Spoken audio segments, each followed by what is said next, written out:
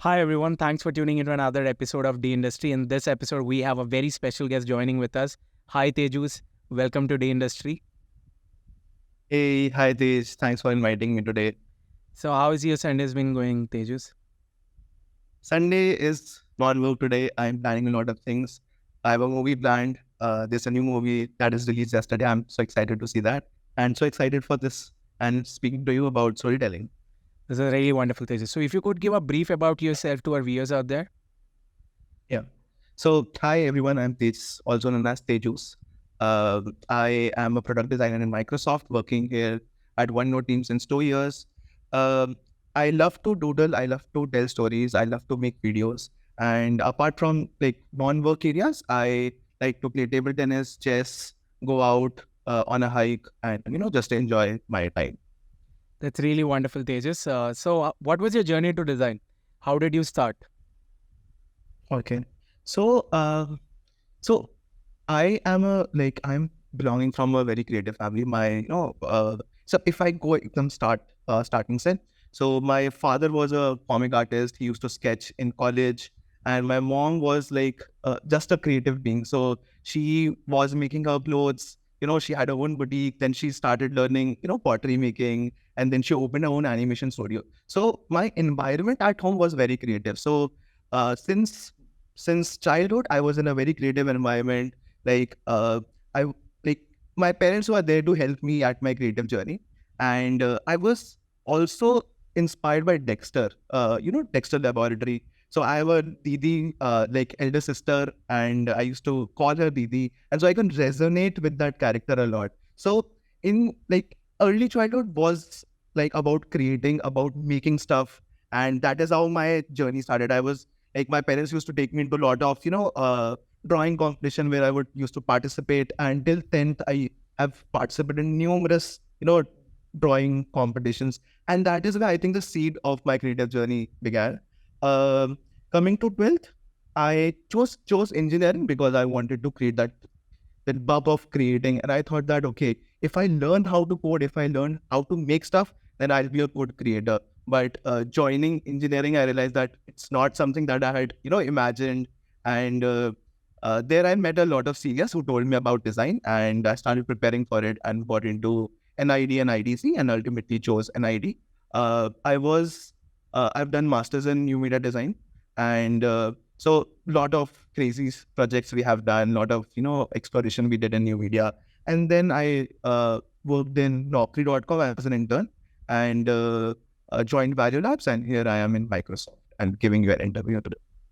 So that's a wonderful journey. And even I'm surprised to know about your childhood thing because I never knew about that.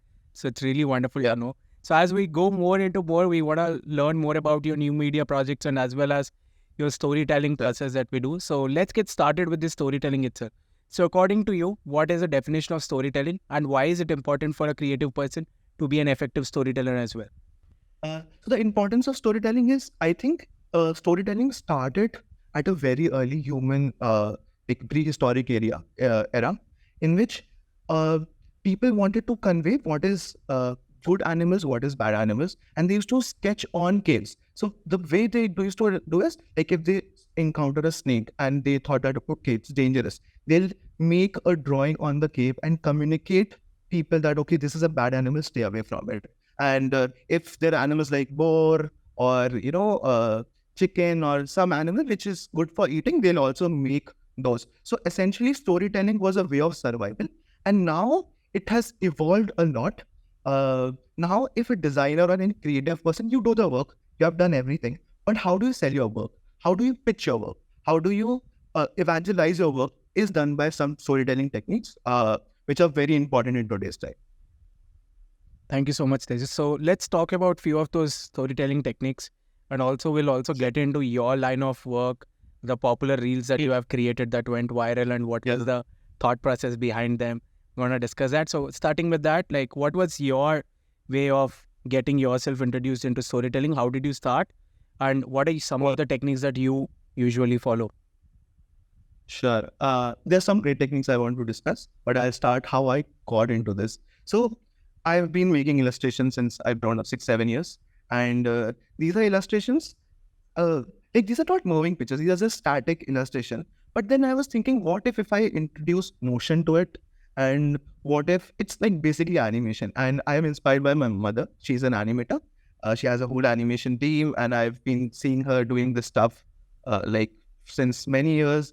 And I was inspired that, okay, I'm making illustration. What if I introduce motion to it? But, I've tried my hands at animation, but it's a very tedious task. So I thought, okay, why not have this idea of stacking illustration one by one over a music, which is not a true animation, but it's a low cost way of animating, which I think any illustrator can do today also.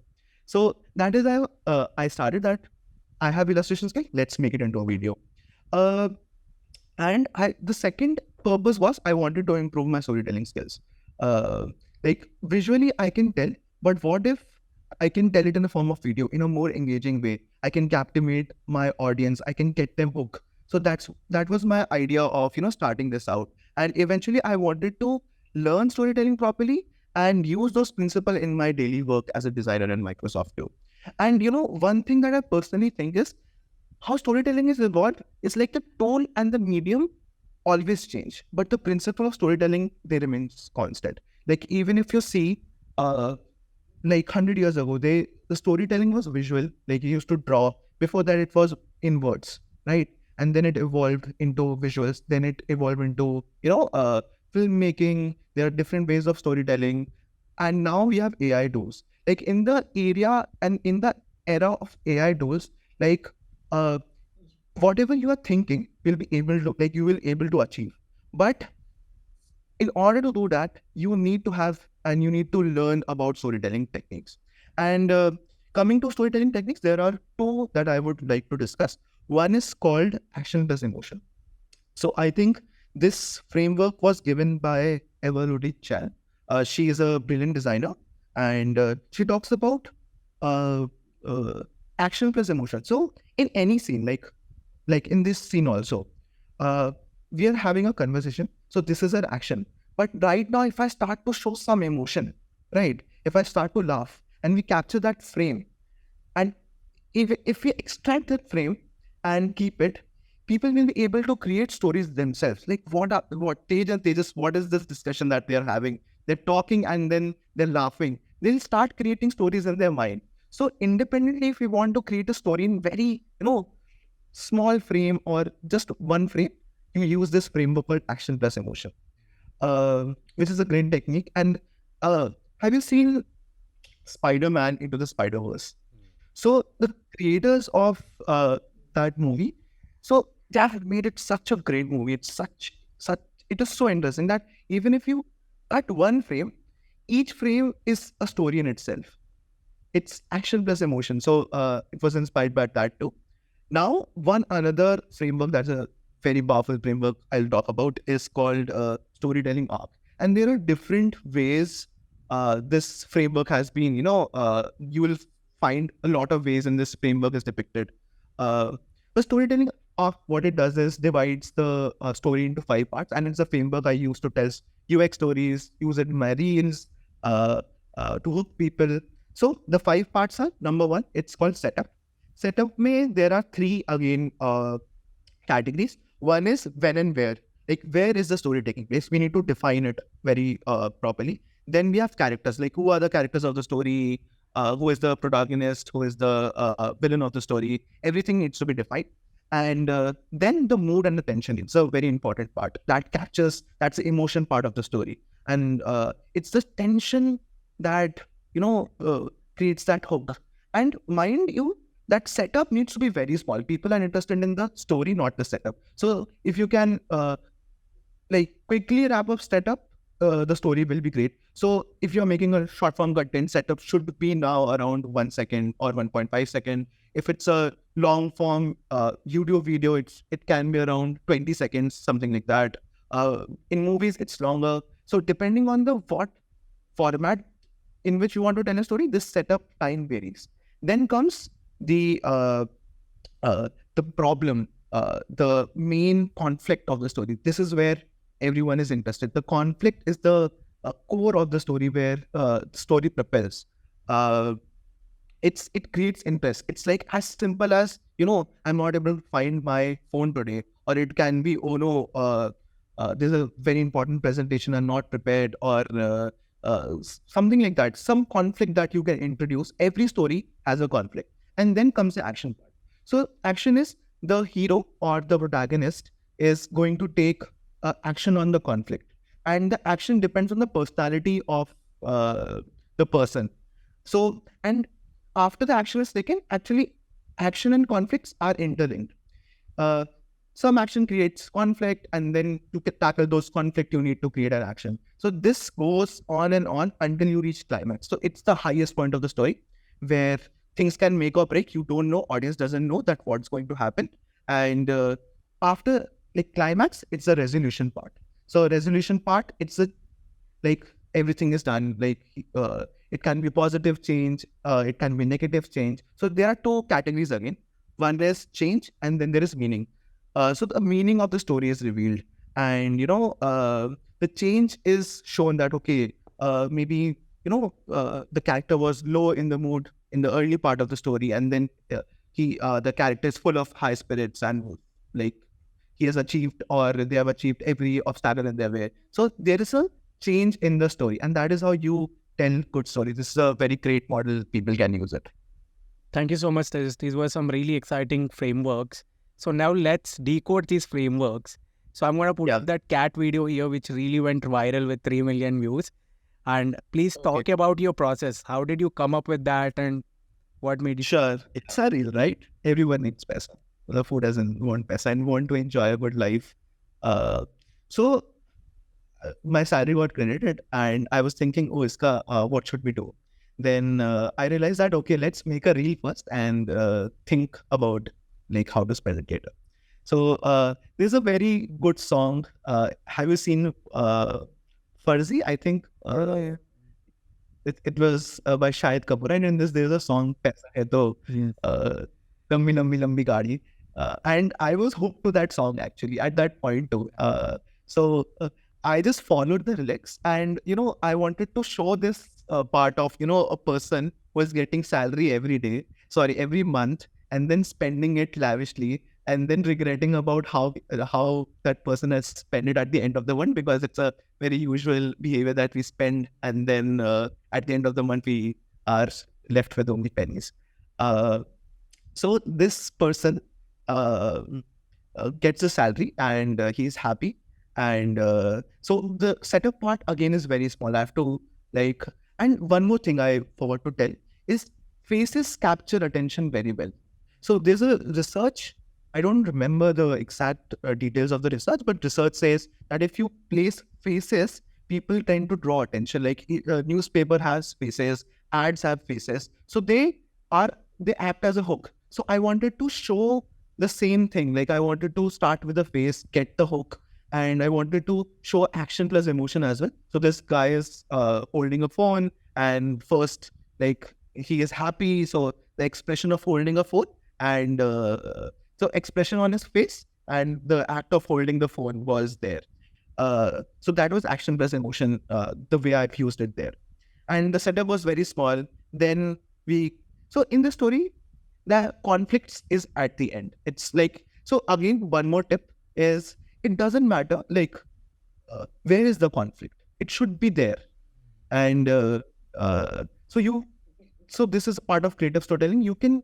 It's not linear that, okay, first you have to set up, then you have to introduce a conflict. You can play around. It's your choice. It's a creative freedom that you have.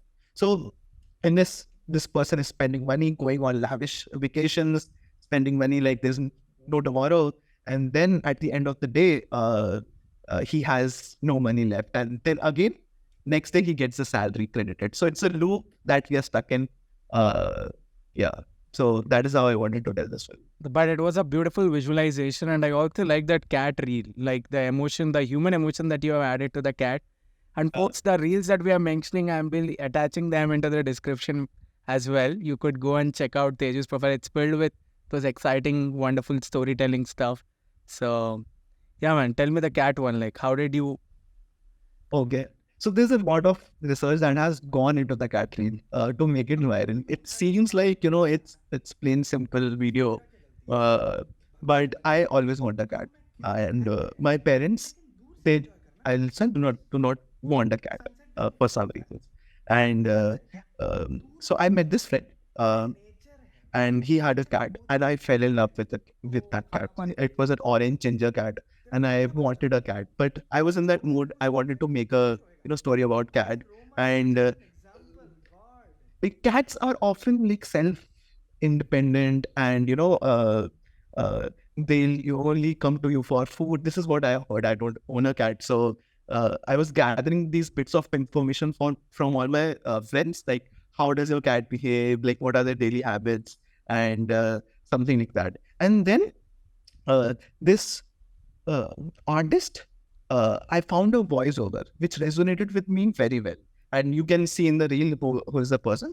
And I started to visualize like how will this interaction with the human being will look like. And I started with this mat kar. So cats do not like to get touched or something like that. So this person is like in love with this cat, and this cat is like, no, I just come to you for food. This behavior of very selfish behavior, I would say.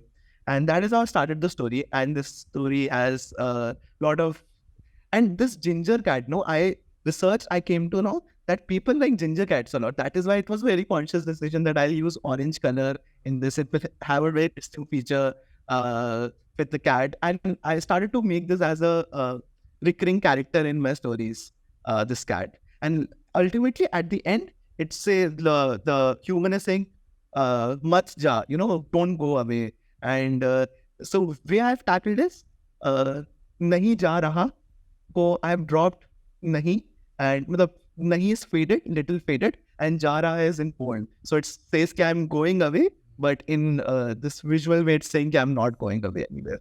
So this was the cat dream that I made. But I didn't knew like so much research has been went behind making that. So this is really nice. So now let's talk about, since you have made this and you have been also speaking a lot about and evangelizing storytelling. So what were some key 5 takeaways that you have learned in your journey while doing all of this that you want to convey to our audience? So 5 learnings that I have from like constantly thinking on storytelling is, one, that it is such a good tool for selling your pitch. So I work a lot of in product design, and we make a lot of flows. So these are scenarios, but the scenario making wouldn't like cut it.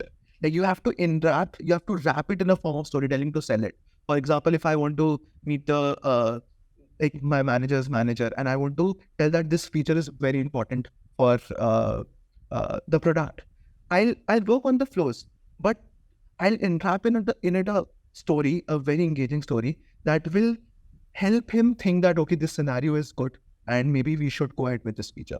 So it's a great UX tool. Anyone working in product design or UX should learn storytelling and use this as a selling and pitching tool. And then I would say, if you constantly think about storytelling, you become very observant. You start to notice these small stories around you. You will start to see, oh, this is conflict. Oh, this is a conflict. This person is taking an action. So there are so many micro stories around you that you can collect, and just for the joy, or there are other purposes also, like you can use it in this pitching. So one thing I just remember. So I like to see a lot of movies, and during one of our pitches, so this idea is Raj and Simran. If you have seen Dilwale Dulhaniya Le Jayenge. So we wanted to tell a story like what happens in a daily life of a user. Okay. And I chose Raj and Simran. So they were like Raj is running, so Simran is running, Raj is holding like on the train, they held hands, and then they come, and this is happy ending. There's this marriage life, right? And then the stories continued. The story doesn't end here. So our product was placed. What happens when the story ends? This movie ends. So, but it's like they got married and they have to run their life. So how will they use a product to run their life? So I had enwrapped my product in like this situation, and it was really interesting. So just observing, taking, borrowing stories from everywhere and using it like however you want. Um Third thing I want to tell is that you are very mindful about how you engage people with words, with visuals. Like you really start to understand the attention span thing. I think now attention span is around uh, 3 seconds, or between 3 to 6 seconds, depending on people. So you are mindful about that. So when you are speaking, even presenting, you understand the engaging part of it, and you act in that engagement zone and get your work done, most of the work done. Yeah. So next, I think it helps in networking a lot. So basically, this is happening because the storytelling skill, right? Uh, yeah. So it helps in networking a lot. Like if you know storytelling, you can connect and you can be useful. You can pitch your ideas in everywhere. Like doesn't matter, it's UX, it's filmmaking, but if you have a strong, good core understanding of storytelling, you can pitch ideas in other people's work. It can be very simple, from making videos or an image, to helping someone in presentation, to helping discussing about movies, writing. The use cases are endless.